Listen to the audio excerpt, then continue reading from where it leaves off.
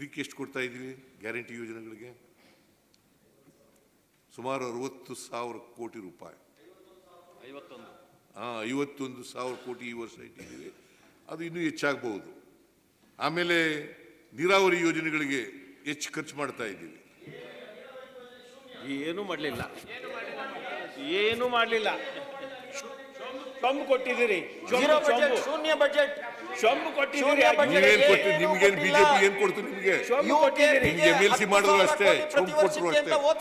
ಶಂಭು ಕೊಟ್ಟರು ಬಿಜೆಪಿ, ನಿಮ್ಗೆ ಏನು ಮಾಡಲಿಲ್ಲ. ನಾನು ಈ ಸಾರಿ ಕೂತ್ಕೊಳ್ರಿ, ಏನು ಕೊಟ್ಟಿಲ್ಲ.